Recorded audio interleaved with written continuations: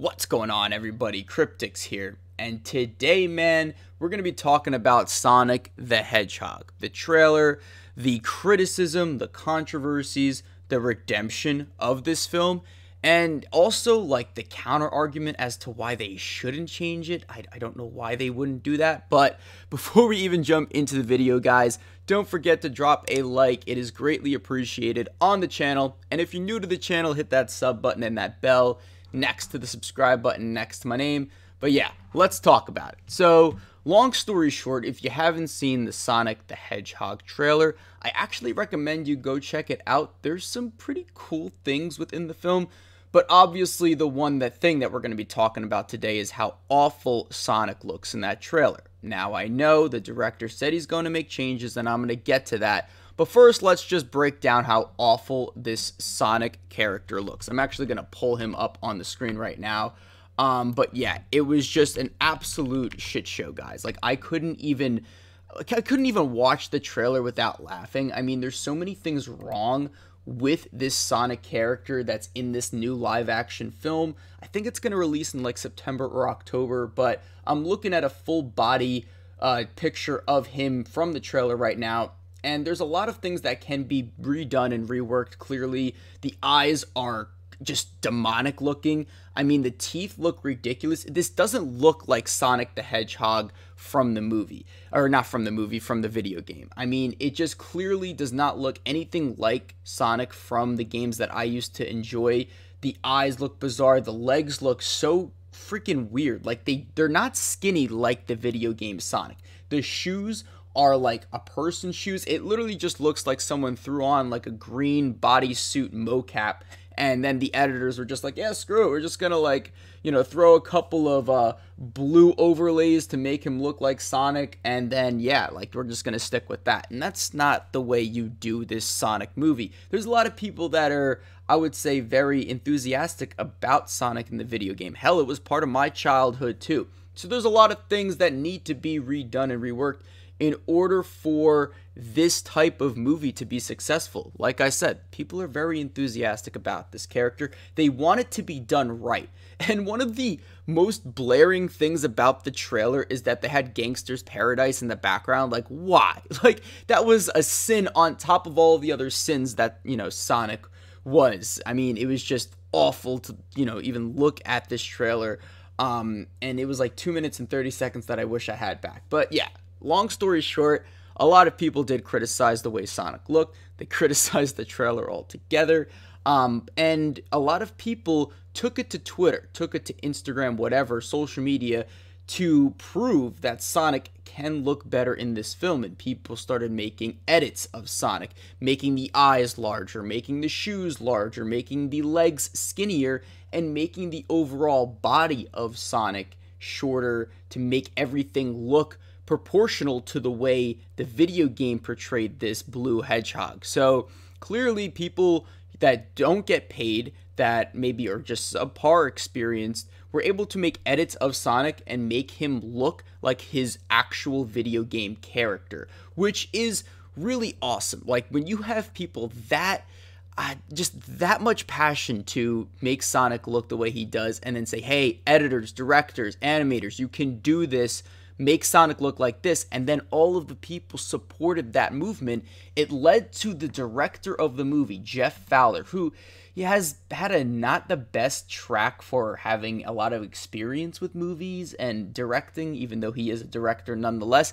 He actually tweeted out something, and it says, "Thank you for the support and the criticism. The message is loud and clear. You aren't happy with the design and you want changes. It's going to happen.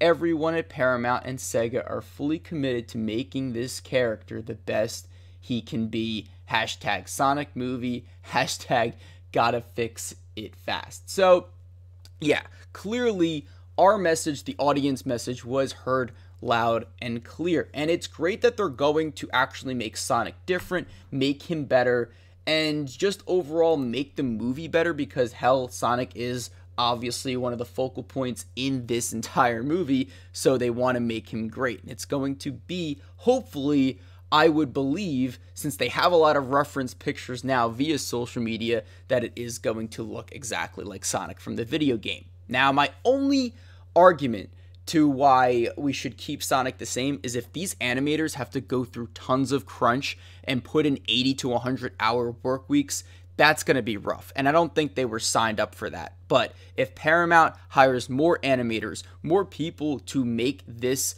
a seamless process, even though I know it's going to be difficult, but I guess less difficult, and not having these people work 80-hour work weeks, then go for it. Full blast, steam ahead, like just go and edit Sonic and make him the best he can possibly be.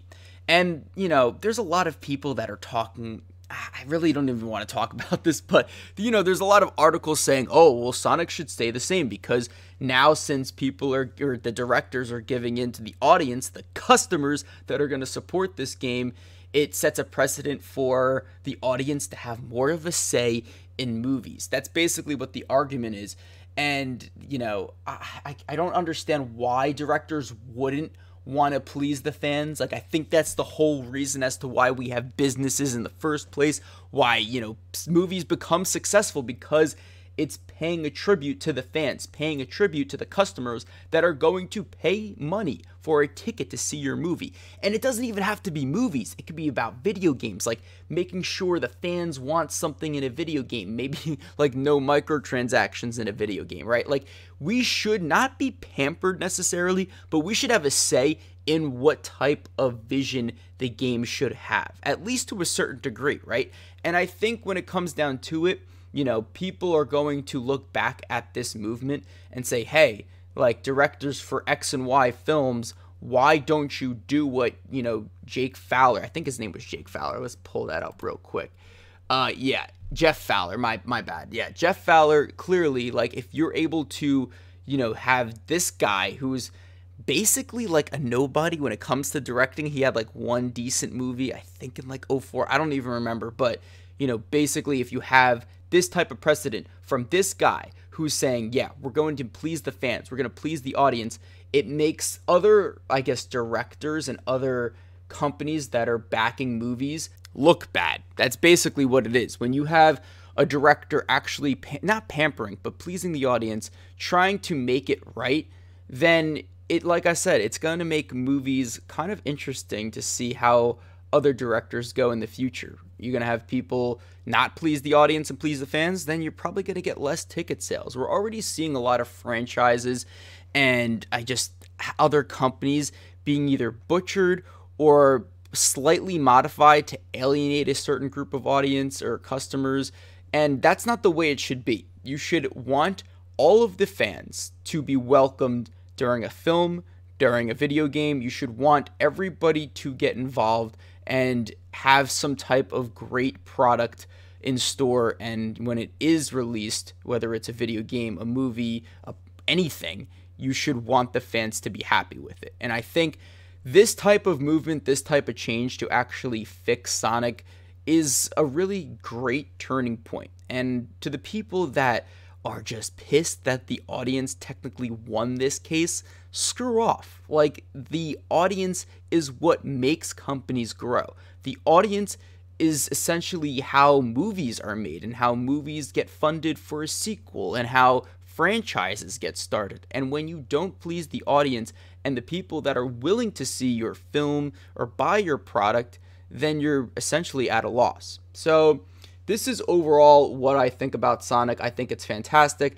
As long as people are not being crunched under ridiculous hours, I think it's a great move by Jeff Fowler, not Jake Fowler. But overall, I think this is a really great thing. And guys, definitely comment down below. Do you think it's actually going to look like Sonic, or do you think it's just going to be slightly modified? And that's another thing, like, clearly they could adjust Sonic slightly, make the hands bigger, like make one adjustment and leave everything else the same, and that would be quote unquote fixing it in the director's eyes to a certain level, right? So if it's actually going to look like the video game Sonic, I am just going to be unbelievably happy. I'm going to support this film. I wasn't even going to see it to begin with, but since they've made this change and all of these other things have taken effect, I'm willing to support this type of movement, this type of practice, whether it's a director doing it, a video game company doing it, or, essentially anybody that is willing to release a product. So I hope you all did enjoy. If you did enjoy this video, don't forget to drop a like, and if you're new to the channel, hit that subscribe button and that bell next to the subscribe button next to my name. Thank you so much for 1,000 subscribers, guys. We actually got a surge of about 200 or 300 subs, so I do appreciate all the love and support from there as well. I'm Cryptix, trying to redesign Sonic the Hedgehog for the fans, and I'm signing off.